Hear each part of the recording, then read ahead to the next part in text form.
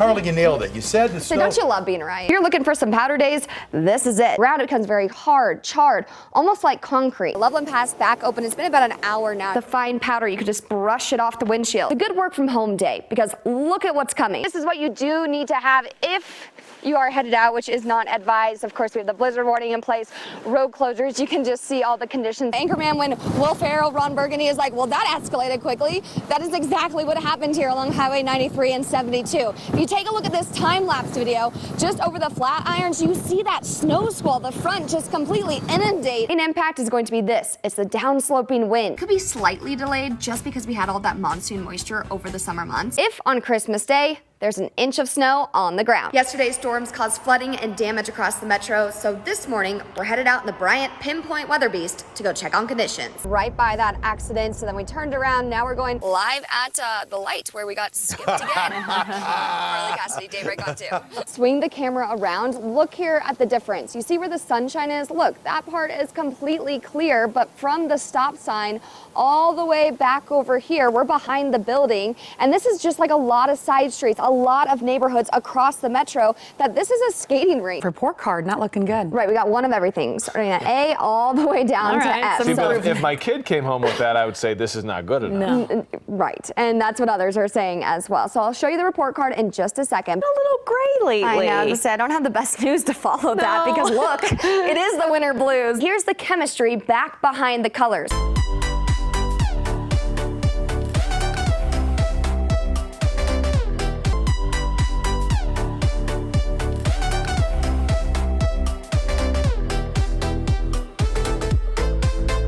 Drew's gonna have to keep doing that for a little bit longer, because it's just consistent, and we have this wrap around snow. But hey, we were looking at weather pictures just before. I want to show you one more picture. This is from Monday's forecast, and I want to show you these highlights, these headlines right here. Travel, it has been trouble out there, very messy, but these 3 main points, the time frame. It started last night, it goes through tonight. It is a 24-hour system. So why? It is still snowing. Our range here, 5 to 10 inches.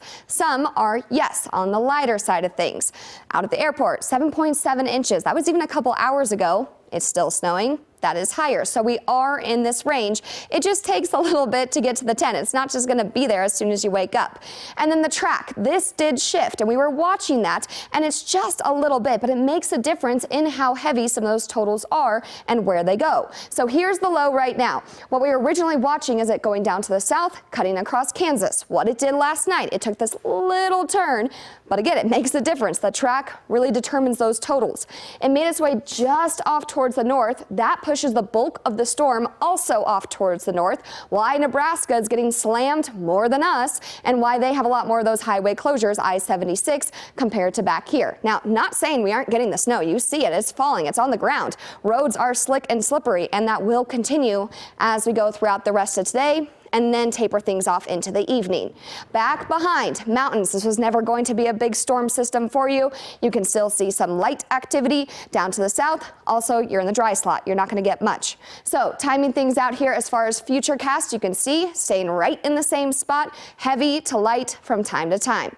Then by the afternoon into the evening, I think this overdoes it. We will taper most of this off. Then by tonight, that system moves out, just some cloudy skies, back to sunshine by tomorrow. But the sunshine, as you also heard, it's windy, it's cold, it's staying cold. So the snow, that will be staying here too.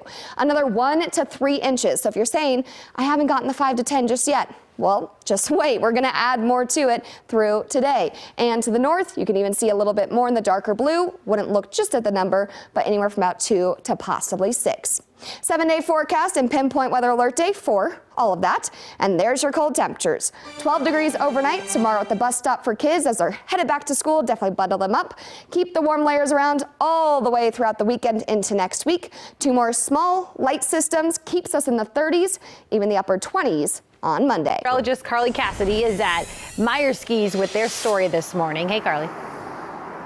Hey, good morning, guys. Yeah, really cool, environmentally friendly. So here, as far as the Meyer mission, their motto, it is handmade skis from Colorado trees. And we are just down here in Denver off of South Broadway. Here's their factory back behind. So you've most likely driven by here without knowing all that goes on inside.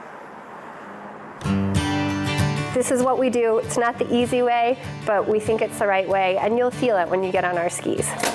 In 2009, they started things in Glenwood Springs in a garage, making their cores from aspen and beetle-kill pine. Then in 2016, moved here to Denver. We've since moved to poplar, maple, and that Colorado beetle-kill pine. They're partners with the Colorado State Forest Service to sustainably harvest beetle-kill pine. By removing that wood from the forest, we're helping mitigate wildfire risk and giving a tree a second chance to return to the forest in the form of skis. First, they eliminated the binding plate. That maple has amazing binding retention. It's a very hard, dense wood. Second, the epoxy is plant-based instead of bio-based. It's going to not have that terrible epoxy smell because it's a more environmentally friendly product. Next, using a clear top sheet instead of a sticker. Ink is not environmentally friendly, so we really minimize the impact. Fourth, supporting local while recycling. We have a great partner that prints our beautiful graphics on a sublimation paper, and then reuse that sublimation paper as packing material. And for shipping, they have eliminated 12 feet of single-use plastic per pair from this. And this is the adhesive band that doesn't leave residue on the base. And if you didn't think all that was enough, you can even customize your very own pair. It involves my dog on this, and this peak, and my hometown icon, and we can make that happen. You work with a graphic designer. One of a kind, eco-friendly, and you, there we go, can even get in on all the action.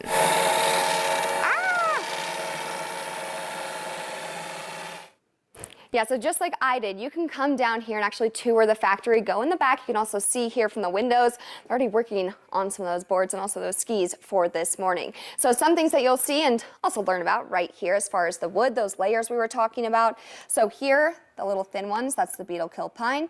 And then in between these three right here, that's the maple. On the outside, that's the poplar. And then of course, also on the outside there of all of it, that is the sidewall. So then this becomes this as far as a full Myers ski, and we talked about that clear top sheet, so that's where you can see this and the wood still coming on through. So pretty cool and a big part there of their brand and also of course their message. And then you can see we are standing back behind, they got the factory, also a bar, and on tap it's of course and only all Colorado local beers, so you can come down, get a drink, a tour, shop, and then as far as any purchase of a ski, a snowboard, they are going to donate a sapling to any wildfire land that has been destroyed and through the Restore Colorado Forest Fund. So lots of amazing things going on, and you can all come and check it out. Live in Denver, I'm Cassady, Fox 31. You know, What more do you need? Well, a lot of us, the mountain, you need